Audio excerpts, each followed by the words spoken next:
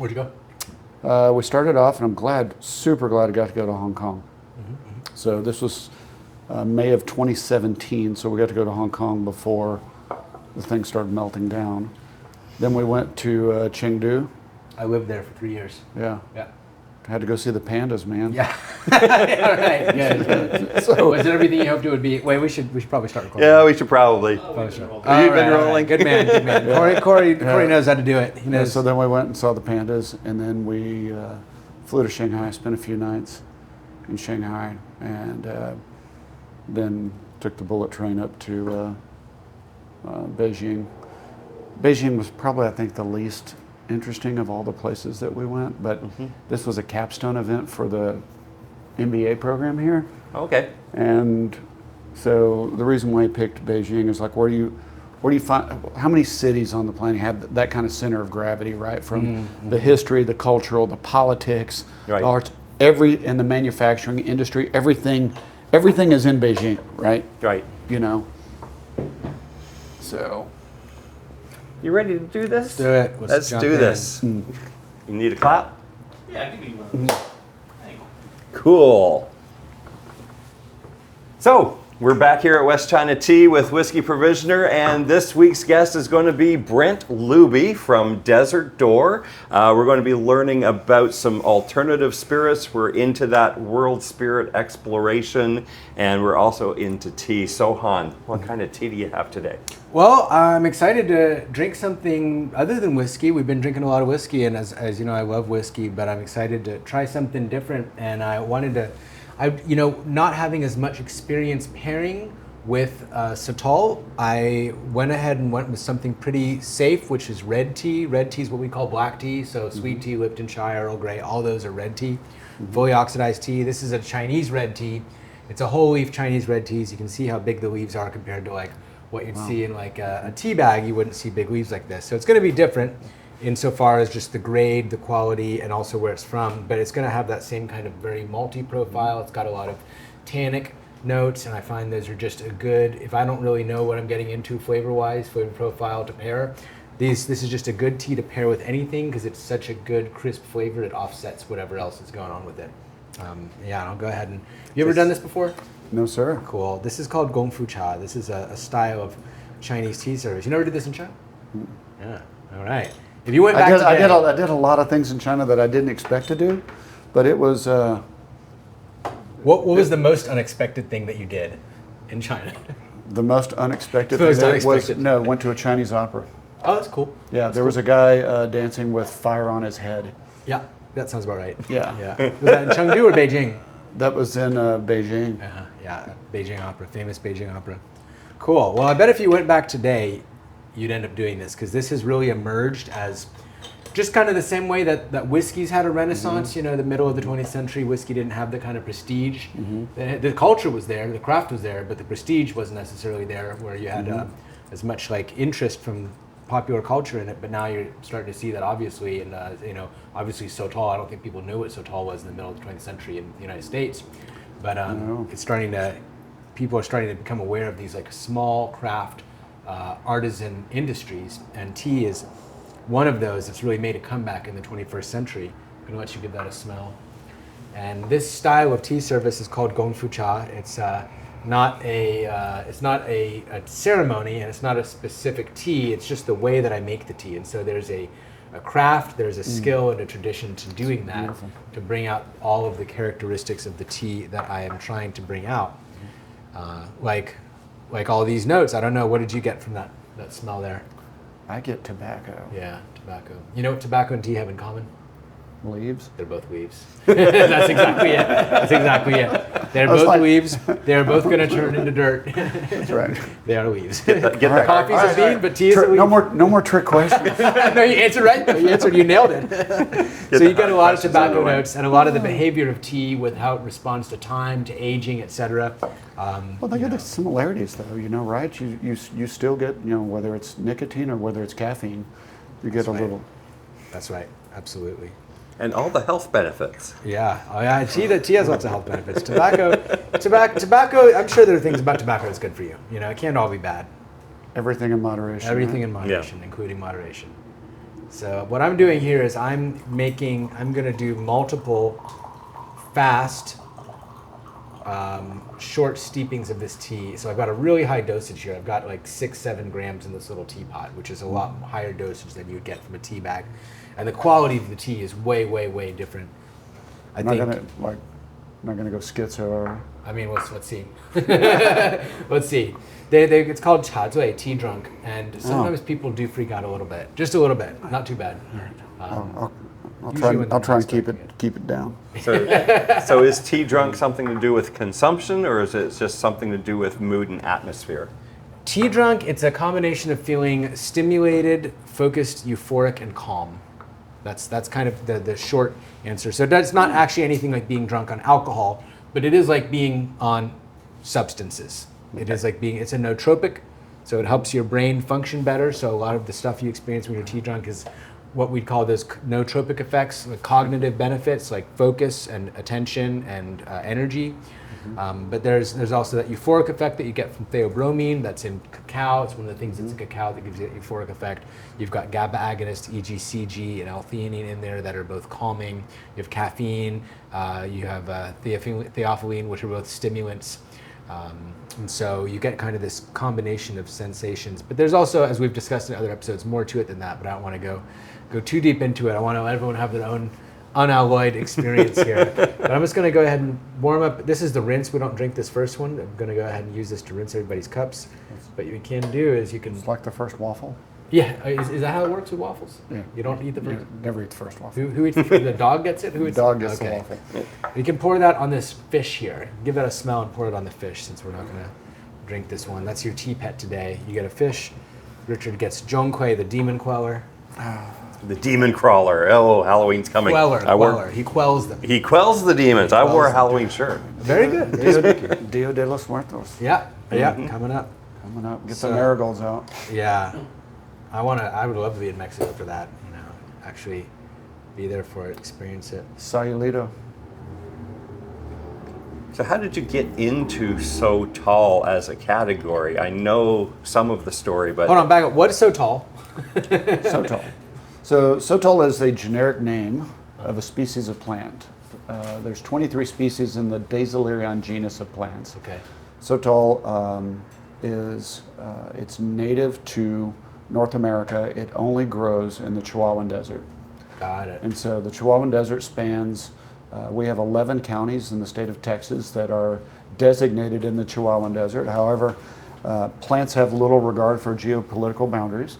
And it actually starts growing natively about 15, 20 miles just southwest of the distillery in Driftwood, Texas. Go all the way down to the Rio Grande River, follow the I-10 corridor out to El Paso. That's where Sotol grows in Texas. It also grows in southern New Mexico, southeast Arizona, and northern parts of Mexico and Coahuila, Durango, and Chihuahua. Okay.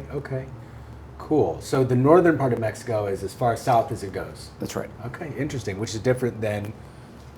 And it just like in tequilas, lowland highland tequilas, the plant really takes on its terroir, and everybody's expression takes on a completely different flavor profile.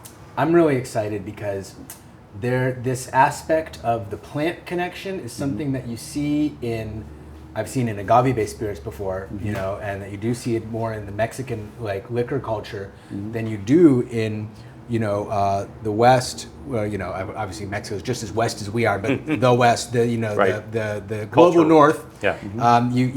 Only through this show have I been exposed to whiskeys where we're talking about the grain, not just what the mash bill is, but what is the grain, where did it grow, That's and right. what breeds of corn are being used. But when you look at mezcal, for instance, you see this real intimate connection with the plant, the age of the plant itself, which is something we do in tea.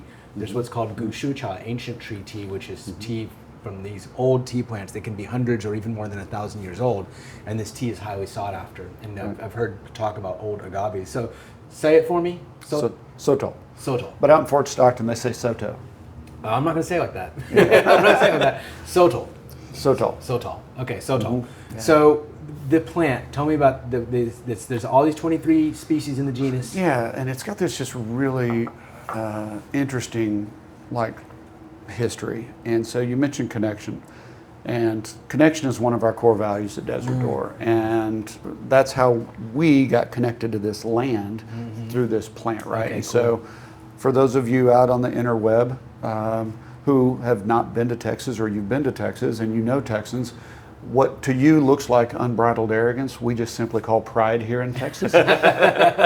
And this land that we love, got just absolutely physically and emotionally, spiritually connected through this plant.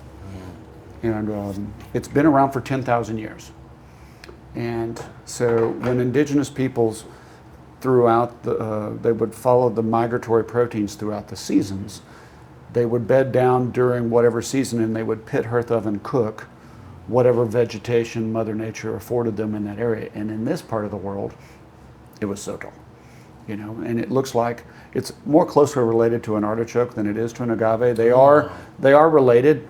They were second cousins. Sotols and agaves are both in the subfamily of Asparagaceae, so they are related, but they're just two times removed. Got it. So closer to artichokes, though. Closer to artichokes. As a matter of fact, they look like artichokes. That's great. I love that. And matter of fact, you can eat them like artichokes. They made unleavened bread with them. They used the leaves as a tool for eating and drinking, hence the nickname of the desert spoon. Wow. They would de-thorn the leaves and use it as a source of material for weaving. Baskets, hats, sandals, mats, even caskets. The stalks are super lightweight and very, very strong, like carbon fiber strong, so they would use those for hunting and as weapons. Wow. And then most importantly, for the purposes of our conversation today, archaeologists theorized that based on these wells that were adjacent, these like holes in the rock formations, think of them like little fermentation holes that they carve in the rock formations adjacent to some of these pit hearth ovens, which the jargon for those, it's called a midden, M-I-D-D-E-N. Okay. And then triaged with some of the world's best preserved petroglyphs, which are on the Meyer Springs Ranch out in southwest Texas, show natives imbibing and paying homage to the plant. So they believe that they discovered that you could add water to the cooked plant as early as 800 years ago, and they were using it as an intoxicant during ceremonies because it will spontaneously ferment. So there's available sugars inside of the plant. That's right, and wild yeast. And so it's the first alcoholic beverage consumed in this part of the world, at least recorded. Got it. And then the Spaniards came in the 1600s, brought the European distillation technology with them.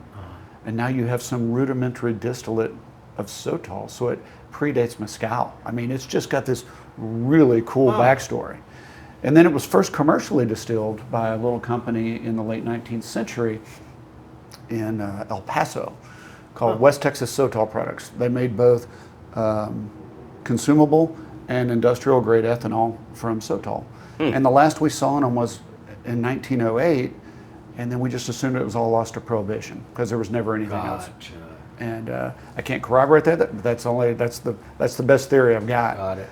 And nobody ever went back and revisited it. So you think about the major categories of spirits. As you guys are whiskey guys, but vodka, gin, everything else that's still, available today. They were moonshining during prohibition, right? So. And so Desert Door, we're the first commercial distiller of Sotol in the United States since Prohibition. Wow. Okay, so these guys that disappeared in El Paso, they were the first in the United States doing it, or they were the first of all? They were the first commercial. First commercial, and then other ones followed suit? It became legal to distill Sotol in Mexico in 1994. Oh, it became legal in 1994. So Yes. It's not like they were doing it in Mexico this whole Oh, they were doing it. but not legally. That's correct. Under the Yeah. No, everybody was doing it. Matter of fact, that's kind of how we stumbled upon this. Right. Was during this class project. So what would become these little blue bottles was a class project at the University of Texas. Oh. When I was as I retired from the Marine Corps, I was a pilot in the Marine Corps, and as I was looking for that next chapter in life outside of flying for the airlines, I went back to business school, and I met my two partners, also military veterans, and we took this elective class called New Venture Creation, and it's an elective class on how do you start a business. And you form a team becomes company, come up with an idea, you do the market research validation, put the numbers on it, what's your route to market, exit, business plan, and pitch deck, and that is your class. And what would become this was our class project, and there was many iterations to get to this point, but my co-founder, Judson, his uncle and his friends would moonshine Sotol when he was a kid. And that's how we're like, what if that's what they were doing? And it turns out it was. Here in Texas. In Fort Stockton. In Fort Stockton, okay. And they did it on both sides of the border. Huh. Cool. I love an outlaw story, you know what I mean? Well, Pancho Villa, during Prohibition, was running Sotol across the river for organized crime. Makes sense. That's Yeah. a great way to make money. It was right until the time organized crime figured out it's not illegal to distill in Mexico, so why don't we set up shop Right. and we'll do our whiskeys and our vodkas and stuff in Juarez and other Cut out the places. middleman. Yeah, that's right. Yeah. So here, let's go ahead and do. Well, I like to get to the middle of the tea, the peak of the tea, before we pair with the liquor, and we're just about there. I want to take a second to do some tea tasting protocol. Just smelling first, and then slurping it when you sip it, not just to cool it down, but also to help it aerosolize it, get up on your soft palate, smell, taste it. And then after you swallow, exhaling through the nose. And that exhale is where you get a lot of the fragrance off of that. So did you already go into this class knowing about Sotol and I'd seen it on the shelf, and I grew up in West Texas, but I never connected the dots. Got it. And so it was your business partner who had this family history with it, and That's right. he introduced you to the idea of That's right. making this into a product. That's awesome. So it's been it's back. It was gone, and now it's back in a way. back. Cool. When you're doing education around spirits, for some reason, Sotol seems to be lumped in with mezcals and tequilas. And I've seen some documentation where they say mezcal is like whiskey. It's like an overarching category, whereas Sotol and tequila are like subcategories like bourbon and scotch. Is that correct, or is there... That is correct, with the exception of the Sotol, because Sotol's not an agave. Right. So mezcal does cover all 300 plus species of the agaves. So your raicillas, your bacanoras, other things like that. Tequila is a mezcal, just like bourbon is a whiskey, but it has specific requirements that are placed upon it, just like making a bourbon. Scotch, bourbon, more bourbon than scotch. Cool. What strikes me is that mezcal, like the heart of mezcal culture, is down deep in the interior of Mexico, like down by Oaxaca. Oaxaca, where I've been, and it's awesome. And they've got amazing mezcal culture, and we're talking about far north of there. Really not even like culturally continuous at all. The only thing that makes these two regions and these two traditions connected to each other is Spanish colonization, and then the foundation of Mexican nationality, the Mexican nation, and the fact that they both happen to be connected through this region was colonized by the Spanish, and now they're connected because they got colonized together. But actually, they're not really related in any meaningful way. They're just both south of where we are now. Well, I think they're just related in the, when you think about the regional, you take the bounty that Mother Nature affords you, right? This was before you could Amazon Prime anything. Right. And whatever Mother Nature afforded you in your region is what you learn to cook with, it's what you learn to distill with. So I think that there's very similar characteristics to that. Right. It's just that the plants just grow in different places. Right. This is all about local harvest and sourcing and sustainability. Right. But I mean, you say that about any liquor, right? You say that about what they're making, whiskey, they're making rum, they're making, I guess rum is the consequence of this massive, like, intercontinental trade network. So that's different. But when you look at things like beer into whiskey, wine into brandy, things like that, those are definitely very centered around what's new local to the area, what can you harvest, what can you grow. But I guess it sounds like Sotol is not something people are growing, they're just harvesting. That's right. Right. Yeah. Same. I think agave is the same way because they're all over the place. Right. Well, agaves they do cultivate, whereas we wild harvest. Okay. So, Cool. Cool.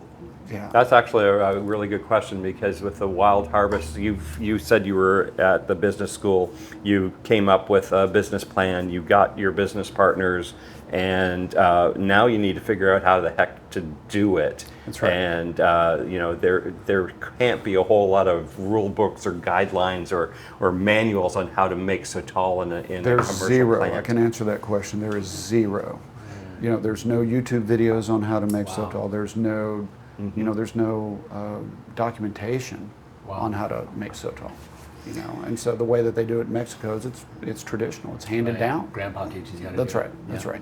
So how did you get to the point where it's like, okay, this is the way, is there's going to have to be heating of the mash, there's going to have to be fermentation, there's going to have to be processing the plants. How did you figure that out? And let's, real quick before we get into it, let's try some, because Okay. this is the tea's right where I want it to be. Perfect. And, Perfect. Good. I'm looking forward to trying this, because in tea culture, not only do we have this affinity for old plants, we have an affinity for wild plants, and so wild tea is definitely highly prized. A lot of the teas, if I'd actually known that, I would have made us a wild tea. But this is good. This is actually the tea's pretty close. fantastic. Yeah, it's pretty close. But and the reason that we like wild tea and old tea plants is when we say in Chinese tea culture, we say the qi is better. The qi of the tea is better. Right. And it comes through in the tea that you drink, and it's the way that the tea makes you feel. So I'm very excited to try this. And I'm also, when Richard gave me a little sniff earlier so I could figure out what to pair with.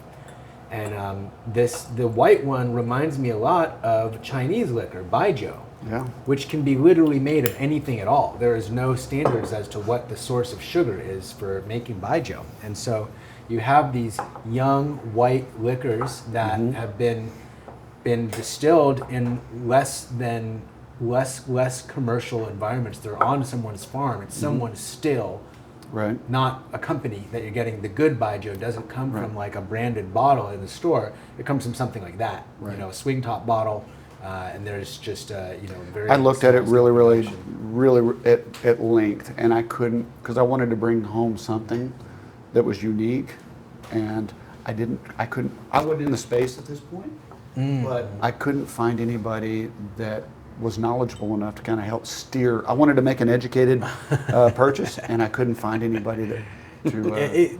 You did the right thing, because the bad baijiu will maybe make you blind. Good baijiu is really good, and it's tricky to find. And the thing is that good baijiu, there's no amount of internet research will help you find good baijiu, because the really good baijiu doesn't have a brand name. Literally, it's like homeboy's uncle makes this because he grows some sweet potatoes and he's distilling them, and he's like sealing his still with like clay, and he's like he's like burning coal under his still to get it hot enough to distill. Yeah. And that still, it's got a nice Layer of seasoning on it. Absolutely, and that's right. Absolutely. And they're not like doing a bunch of distillations. They're doing 1-2 distillations. They're not filtering a lot. So there's a lot of the character of the source is in there. And I got a lot of that when I smell this. It reminds me of some of the better baijiu that I had when I was in China. I get a grappa note. I'm a grappa drinker, so I get like a nice fig note on it as well. But it's broad herbaceous. It's floral. You're going to get grass. You're going to get eucalyptus. There's a menthol note in there, but the finish on it, it's kind of a sweet, creamy earthiness. I mentioned that it takes on its terroir, and so you can definitely taste the high arid desert. Oh, that's nice. What proof is this? 80. Okay. Yeah. Okay. We drink a lot of cask strength whiskey on this show, so anything below 120 proof, I'm like, that is smooth. That is chill. No, it's really nice, and it does remind me of baijiu, and it doesn't remind me more of mezcal than it does of baijiu. Honestly, I'm not a mezcal expert, but I do like mezcal. I'd do say as that well. mezcal and whiskey are my favorite, and baijiu are the 3 liquors that I really, really enjoy. But I would say that this definitely, it doesn't smell like agave.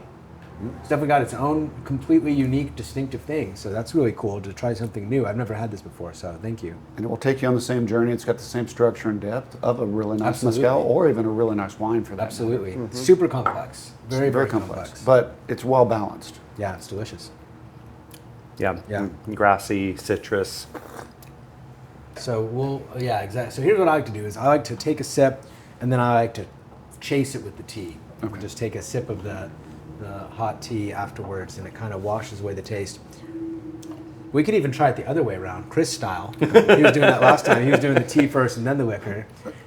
Another characteristic in this that I'm super proud of is that in an 80 proof clear spirit, it's got a really nice heavy gravity on the palate. Yeah. You know, that you would swear there was glycerin in it, but there's no added sugars, artificial flavors, or additives in this.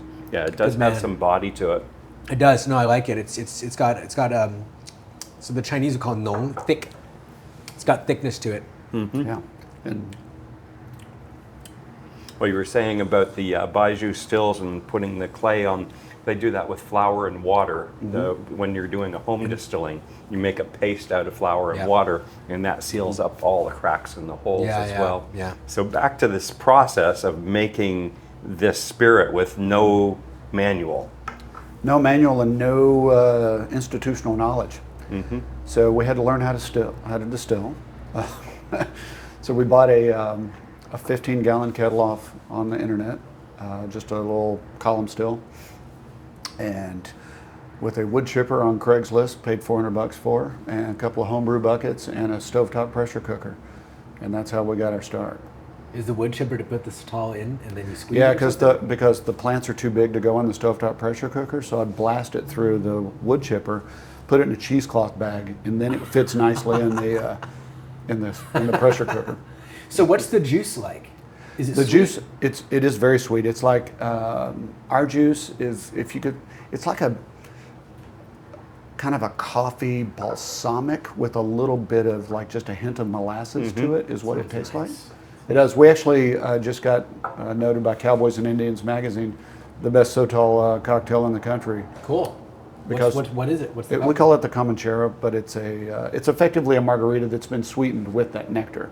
So the sugar water that comes off when we extract the sugars off the plant, before we pitch the yeast, we will take some of that sugar water, set it aside, and then we use it to sweeten a cocktail. That's cool. I like that. Anything that's bringing the whole experience back to the land and the plant and the culture and the people are things that fall in my this is my territory that I'm familiar with for tea. So that's really cool. Having the connection to the plant, the space, and then being able to taste that syrup, taste what the juice of this plant is like in its unfermented state. But it's a beautiful, beautiful white liquor. I don't usually like most white liquor. I think baijiu and mezcal are the exceptions to that. But I generally don't. But I really love the way that this is. Oh, thank it's you. not like vodka. I don't like vodka, and maybe we'll have a guest on this show that changes my mind. But so far I've never had a vodka that I like. I was like, this is good. I'm glad I'm drinking this. But There's a guy out there that does terpenes in his vodka. So he adds them in? Yeah. It's like, why? Yeah. Well, I look forward to following up with you guys. I just recently got put in contact with the dean of pharmacy from the University of Houston. Okay. And the Sotol plant has natural anti-inflammatory characteristics. Cool. And so he's actually studying to see if any of those actually make it through the cooking, processing, and distillation. So it'd be really kind of cool if this. Good luck. I wonder if I wouldn't predict him to, but maybe that'd be awesome. I wonder if maybe if the before it goes into the still, the liquor or whatever, the beer or the wash that goes in before the still. That probably has it. Yeah, maybe would have. But your cocktail would have it.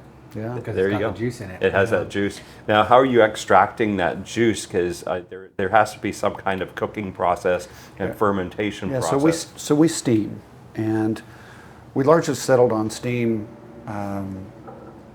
because we were when we were doing this on a very, very small scale, we were afraid of caramelization of sugars. And so we'd roasted it in the oven, threw it on a green egg, burned up a couple of food processors trying to process this thing, and just realized that this is not scalable. At least even it was so painful to make on a small scale that we decided, well, let's steam it, and that's how we got the wood chipper and the stovetop pressure cooker. Now we have industrial size autoclaves that we steam. Got it. We steam roughly 9,000 pounds of plants at a time. Wow.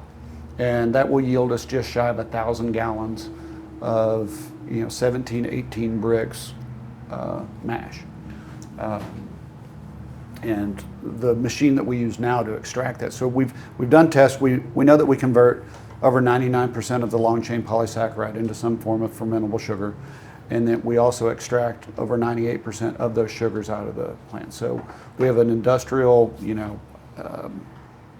stainless steel auger, 12-inch bit with 40-horse motor on it. We shove the whole plant in there at the time, rinse purified water over it as we're going through, and make sure that we're constantly measuring the bricks when it comes off to make sure that it's always like right at like 17%.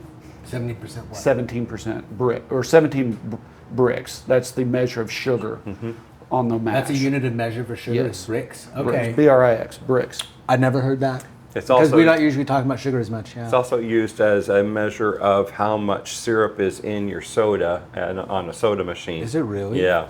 How have I lived my whole life never seen that word written out before? Or heard it said? I didn't know it either until about 7 years ago. Oh, Yeah. wow. They have a special little thing that clamps, and it's like it has a little triangle on it, a little piece of glass that goes on, sight through it, and it tells you how much sugar you got. Yeah. We have a digital one we have to use because there's so much solid suspended in the solution. Because these plants have been out there for a long time, and there's a lot of silt. Right, So- right. Cool. As my director of operations said, he knows how to ferment mud. That's what he called it. And in the back of the distillery, there's always a wagon filled with what looks like wood chips. What happens to those? Oh, the bagasse, so the byproduct that comes off. So completing the circular economy, it's very, very nutritious. It's off the charts fiber, vitamins, minerals, very little or negligible protein or energy, but it goes to a feedlot about 100 miles from the distillery, and it's then ground up. They add protein and energy and feed it to livestock, so it's a very nutritious filler for livestock. Great. Beautiful. Yeah, that's the same with our waste is leaves and water. We got the rinse water, and then we've got the leaves, and we got a big old compost pile in the back, and you scratch a half inch off of this compost pile, and it's dirt and worms. It's like big pile up to here, and you just scratch a little layer off, immediately turns into dirt. It does compost as well, but you could. There's so many beautiful uses for it. That's a whole nother business, right? And I just haven't had the time to focus on it because you could make compostable utensils or plates or drinkware. Because it does compost. Yeah. Just like bamboo. That's all the rage right now. Bamboo and You get a lot of cellulose. Yeah, a bunch that's of right. cellulose. That's right. So this, speaking as someone, I have to buy my product from China and have it shipped here, and I'm just thinking, man, really keep your material costs down if you're harvesting a wild plant. Well, it's interestingly enough, and I didn't realize this we'll get into we started a 501c3 4 years ago called Wild Spirit Raw Places. And there is literally billions of plants out there, but something I didn't understand until we started really actively working the conservation side of things, that in a state of 30 million people, that over 95% of all land in Texas is privately owned by around 200,000 people.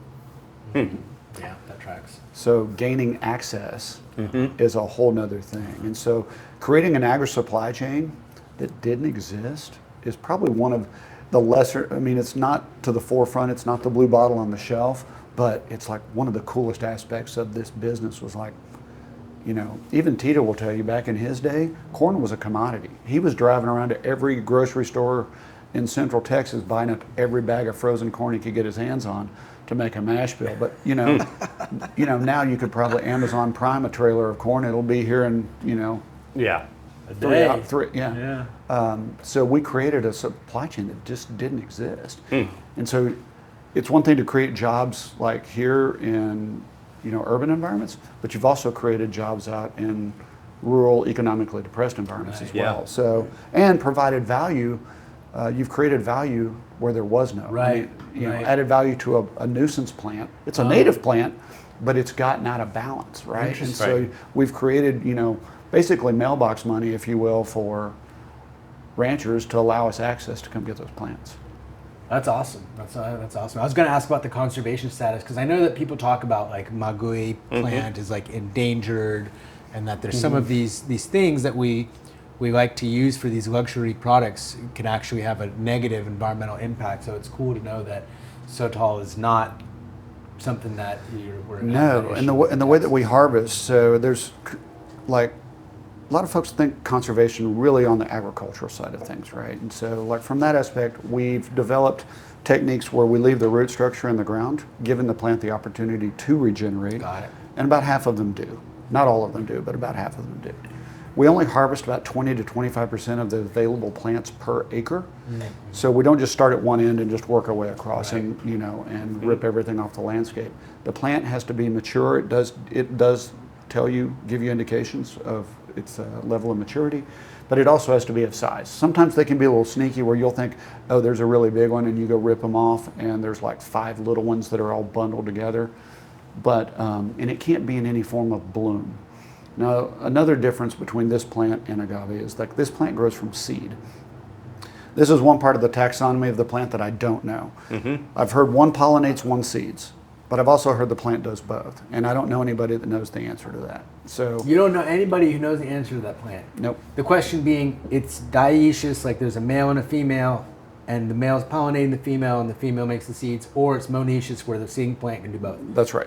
That is not something that you have a factual ground truth. I don't know that. I'm taking that as a challenge. I'm going to do some research, but I trust you. I believe. I don't know the answer, but I do know that it does seed and it does require pollen. And it's got flowers. It does. It's Beautiful got flowers. Makes yes. flowers. Does Beautiful it flowers. like an agave where it shoots up? And it blooms multiple times throughout its lifespan. Okay. So unlike an agave where it blooms and it goes up, but it still takes all of those sugars to the core to push that stalk up. Right. So we do need the plant to seed and pollinate. And then, oh, by the way, if you take it in that form of bloom, you're going to get lower yields off that plant anyway. So we don't harvest if the plant is in any form of bloom. Right. So. But as I mentioned about the sugar conversion and the sugar extraction, and then the way that we distill, when we first started this thing, like right out of the garage, it was taking us like probably 4 plants to squeeze out 1 bottle, which is not scalable, sustainable, or responsible, right? Yeah. And now we've completely inverted it. I get almost 4 of these per plant. Great. So we've completely inverted that. So and it's equally, if not more important, to be responsible with what resources you take from Mother Nature.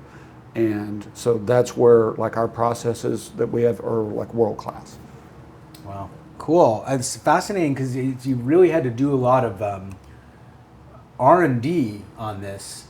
We call that trial and error. Trial and error, yeah. That's right. As opposed to someone, let's say you wanted to start a whiskey distillery, it's well documented how you do that. You're not having to figure it out. I could hire Richard to come in and go, hey, Richard, I want to make this many bottles. I want to make these types of whiskeys. I want them to be, this is the volume I want to make. And somebody can come in and go, this is the square footage that you need. This is the type of water, the power requirements.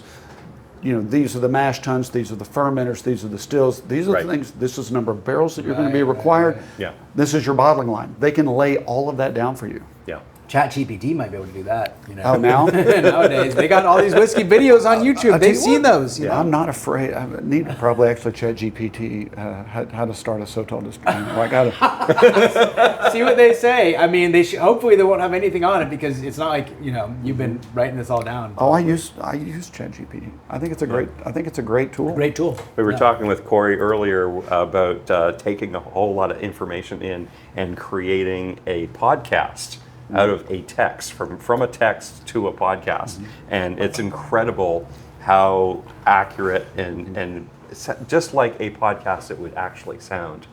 So that's wild. I really like this pairing, by the way. Yeah. I feel like there's a lot of fruitiness comes out. It brings out a lot of the peppery notes in the tea that I wouldn't get otherwise. And then I got a lot of the kind of like fruity, I just keep getting fruity, almost fruity like sherry type of notes in there, that type of sweet, like a fruity ethanol-y, like a ethanol-y fruity kind of thing. That really lovely for a fresh, unaged white liquor, which is not what we usually drink on the show. I think it's the first that we've had on the show, right? Yep. We've had rum, we've had whiskey. This is the first white liquor it is. we've had on the show. So I really enjoyed it. It's really I love the body. I love the substance to it, and it's super complex. Where you're talking about using the remains for animal feed, that's one way that we didn't get a second prohibition during World War II, was because the distillers were actually able to prove or demonstrate that the spent mash was better for the animals. Because it's partially as a digested. feed. Yeah, it's easier digested. It's already been fermented. There's a lot more available sugars. It very makes good. for better animal feed. Healthy for their GI tract. It's got all the things. Everybody wins. That's right. Yeah, yeah. Everybody wins. Please don't take my booze away. I think this is great for the first episode and talking about the white Sotol that you basically invented from the ground up. Take all the credit. It's more. I wouldn't say it's not a reinvention because I'm not the first. Right. I mean, this stuff's been around, like we mentioned, 800 years, right? But I think of it more of a resurrection. Right. And no one showed you how to do it. No, y'all had to figure it out. No. I think that's what Richard's getting at, is that maybe you didn't invent it or even reinvent it, but you did have to suss it all out on your own, which is admirable, and we're grateful to be able to try the product of that. No, that's right. And so to your point about like having a consultant, or like pick your spirit that you want to build and you can go find a consultant. And there's a couple of things, like you come see me at the distillery and I'd love to host you sometime. Yeah. A couple of things that I just don't talk about. And it's like, who makes my equipment? What are the temperatures and conditions which I cook the plants? Right. And the cuts that I make on the still. Yeah. Absolutely. And the reason for that is, it's not that I've got a secret. It's just out of the garage. And a great story. My daughter came home from college one weekend, and Dad was in college too on the weekends. Right. And I'm running the still in the garage. She comes home and she's like, "Mom, our house looks like Breaking Bad." But tell everybody it's not that. It's like, look, guys, after we went through a couple of iterations through school, then we entered into an investment competition called Texas Venture Labs Investment Competition.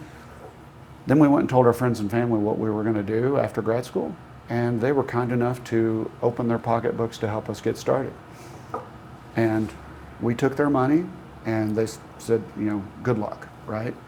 We bought all of this equipment. We signed these leases. We paid to have all this stuff installed. I didn't know if it was going to work. Yeah. Wow. And so that's why I just tell everybody, it's like, I'm willing to help you as much as I possibly can, but that's a journey you're going to have to be willing to take a leap on yourself. And just because it worked for you doesn't mean it's going to work for somebody else. Yeah. No, my first ferment, stillbirth, didn't pop. Wow. My first 1,000-gallon ferment didn't pop. Brutal. After It was smishing all those plants, and yeah, that's a lot. But you got there. You did. We it. got there. You got there. I finally We're found enjoying the fruits. Yeah, of that's your one thing the Marine Corps taught me. It was like, find the 80% solution, then find somebody else that does it better than you to take it the rest of the way. Great. Actually, that's a really good idea.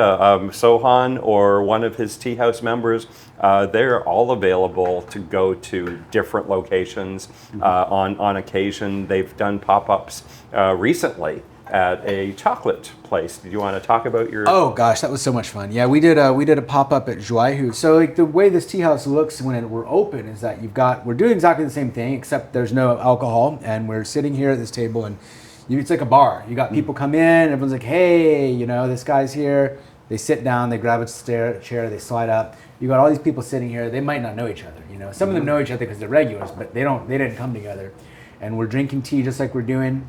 Every tea you drink is $5. We've had one pot of tea, because we've been talking and drinking Sotol and everything. But, normally we're sitting here, we're tasting the tea, the way that it changes from one steeping the next, talking about where it's from, like all that good information like you've got about your plants. We love to share that about our plants. And then people will sit here for 6-7 hours. People they leave to go eat food and they come back. So people will be here for a long, long time. So this environment, this practice, this discipline, Gong Fu Cha, really provides a good substrate for all kinds of social interaction, where it just holds people in place, it pins people in place, it holds people in community. You use that word too, together. Where you've got this little cup, you can't walk away with it. You only get 3 sips, so you're just stuck here. So you got people sitting here talking to each other face to face for hours and hours and hours, which is getting rarer and rarer. So we did this, a pop-up. We're getting displaced by I-35 expansion, so they're going to change what I heard. now. Yep, we're moving to East 7th. Okay. It worked out great for us because TxDOT, they got our back. I have to give credit where credit's due. TxDOT, they got us. And good news, yesterday you just found out. We extended until December 15th. So we thought we were going to be out of here to September 1st. We were supposed to be out September 1st. TxDOT owns the land we're sitting on now. Our landlord is out of the picture. He's gone. He's not our landlord anymore. TxDOT's our landlord now. And they're letting us stay here until we get the new spot opened up. You know, in their wisdom and grace, they decided to do that. And so super grateful to them for that. So, but we thought we were going to be out. And we're like, well, we're not ready to move yet. So we got to set up something because we have members. You know, we have a membership model where some people are members here, and so we have an obligation to our members to have a tea house for them to go be members at. They pay for that. So I was like, well, we got to pop up somewhere, and we reached out to our friends at Dry Who Chocolate, and they do the same thing that you do, that I do. They've got a plant. They're very invested in the processing and sale and proliferation of the culture around this plant. It's something that they're passionate about. They like to share with people. That plant's cacao for them. So they import cacao from Brazil. They make their own chocolate. They've got this beautiful space, a little East Austin like cottage type house, lovely house, and a nice yard. And we did a pop up there 2 weekends in a row. We're here. We thought we were going to be homeless, but we're here. But we went ahead and went through with it anyways, and it was really good. And just reminded me how much you can just show up and make tea somewhere and have a big party from that. But yeah, we are here till December 15th, so if you're watching this and you're in Austin or even close to Austin or just have the means to get to Austin, come get here, experience the place while we've got it, and visit us at the new one. If you can't get there before December 15th, come visit us at the new one on East 7th. Just down the street from, well, no, Justine's is on 5th, but. Yep, close. just in that Super area. close. Yeah, Super near close. Chacon.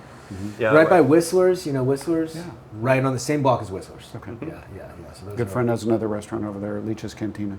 Okay, cool. Yeah, Suerte is right behind us, and that's my friend who started that, Sam. So it's a good spot to be. It's a much more happening spot. Yeah, than here. Fermin, his chef, is an amazing talent. Yep. That's right. Yeah, I actually when I went to Oaxaca was for Sam's wedding. Yeah. He had his wedding. So my grandsons, so Fermin and my grandson's father are actually from Torreon. So, yeah. Oh wow, cool. Yeah. Well, thank you for joining us today. This has been a really neat exploration into a unique spirit that's one of a kind, available here in Austin. You're just down the road from the Wizard Academy, maybe a few miles away on Darden Hill Road. And I really appreciate you coming and showing us this unique spirit. And we've got a little reprieve, so we'll be here at West China Tea a little bit more often, and we'd love to have you here. Any final words, Sohan?